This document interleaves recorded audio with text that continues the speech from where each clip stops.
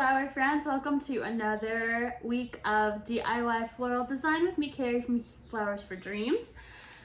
Let's dive into our arrangement this week.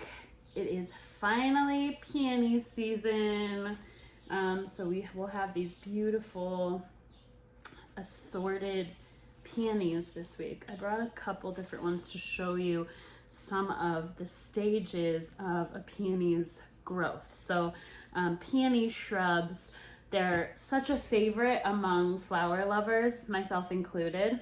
They are perfectly suited to being grown in the Midwest. So you may even have this in your garden at home. And as it grows, this hard ball starts to form. It's usually covered in green, and then the ants will go in and eat all of the sap from the outer part of the peony bud, revealing the beautiful petals in the center. So when your peony is picked, it's usually at this kind of stage right before it blooms. Some people call it the marshmallow stage, when it's just a little bit squishy. So if you're picking them in your yard at home, you want to wait till they're about at this stage. We've also got some lavender Alstroemeria for contrast. Your peonies may be different color. You may have pink or some white mixed in. We have some summer Celosia. This is an orange flame Celosia. There are a couple different varieties. This is a favorite of mine because they usually are very, well, most Celosias are very saturated in color. So you'll see yellow, orange, magenta, but I love this flame variety that kind of has these pretty tassels. We've also got some Floral for our base foliage, and some variegated Pittosporum. You'll have Italian Pittosporum. I'm using this regular variety, which is still variegated, but yours is going to have a little bit of a smaller leaf structure to it. I'm designing this week in our mason jar. I went ahead and prepped that with some water. Let's start with our Floral foliage. We haven't worked with this in a while, but it's a common one that a lot of florists use because it's very long lasting. And you'll get different pieces that have different shapes to them. So you may have a conjoined piece like this one, or these straight pieces. I like to go ahead and pull off some of the outer leaves, not the outer, but the lower leaves, just till you have a nice puff of 2 to 3 pieces. Oftentimes you'll have leaves all the way down the stem, and we don't want anything in the water. So always good to pull your leaves off of your Floral. So you can take a second, and if you do find anything, like notice this piece has a little bit of damage to it, go ahead and pluck that off, because we don't want that in our arrangement. I'm actually going to leave this piece together, but normally you'd pull these pieces apart.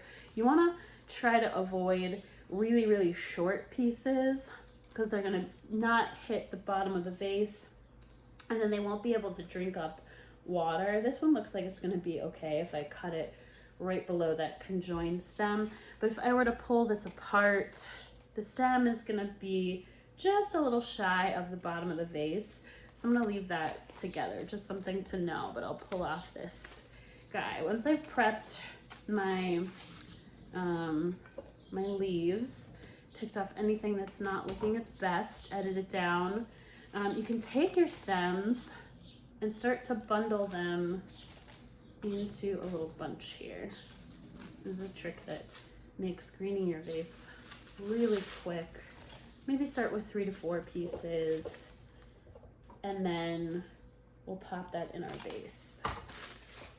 And it's probably gonna feel a little short, but 3 to 4 pieces. Start with this low layer. It should look very full right over the lip of the vase. If you look over the top, you probably won't be able to see the water as well. Once you get this base layer in there, then you can start to add in some longer pieces if you like, to get a little bit more height. but we want something to help support the stems. So we need that lower layer to help build out the structure. All right, I've got a nice, beautiful green vase. And this is where you can have fun with creating interesting shapes with your foliage. If you've got a piece that maybe drapes off to the side, that's always fun to play around with. And if it feels like it's too floppy, like it's very sparse and falling apart, I would just pull the entire bundle up out of the water and then give it a nice little trim, and it'll sit just a hair lower. You don't want any leaves in the water there though, so I'm just gonna pull off those leaves. Next, let's add in our pittosporum.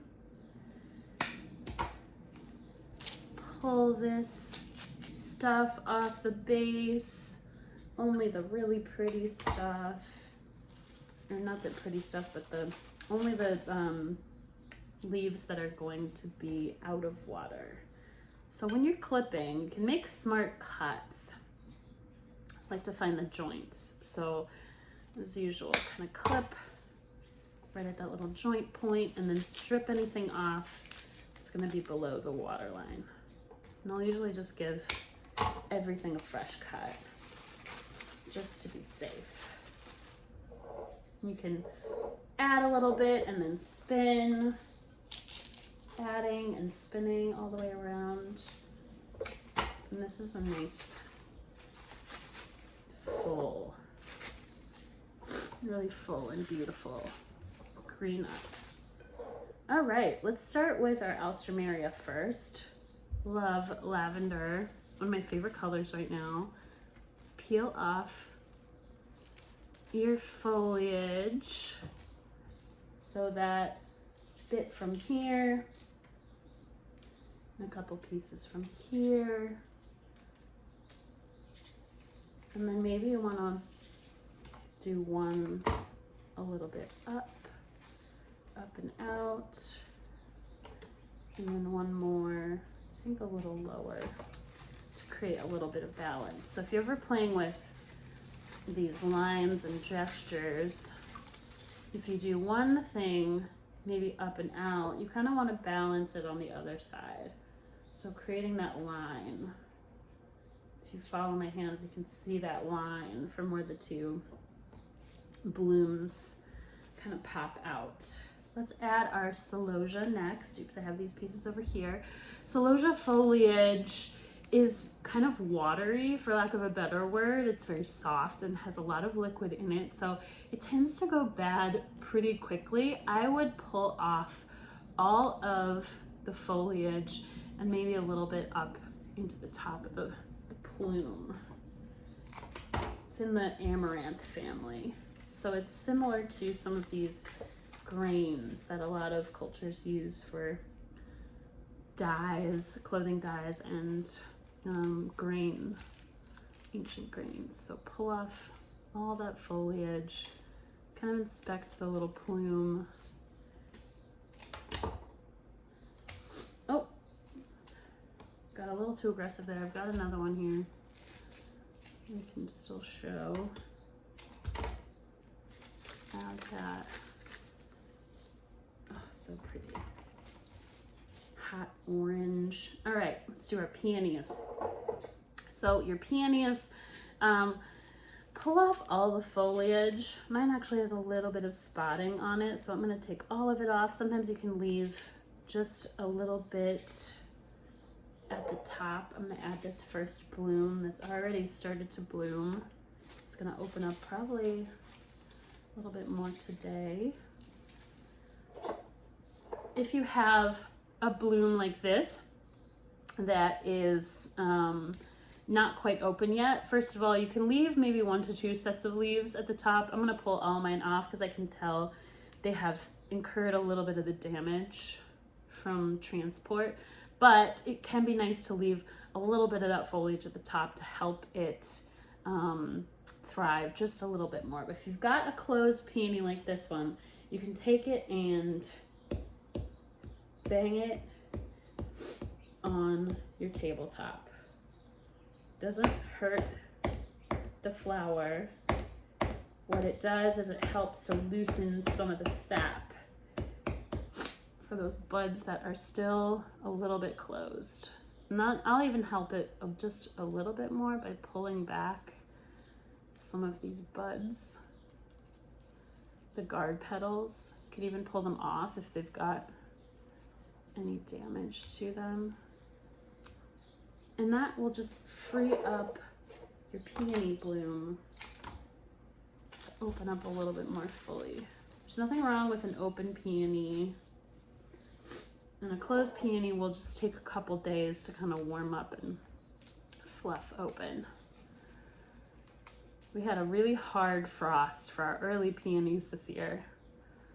So we're finally getting into the good stuff. So I'm gonna peel back. This one is already started to open. So we're just gonna peel back the bottom layer to help it along a little bit more. Beautiful. A kind of colorful beginning of summer arrangement right there.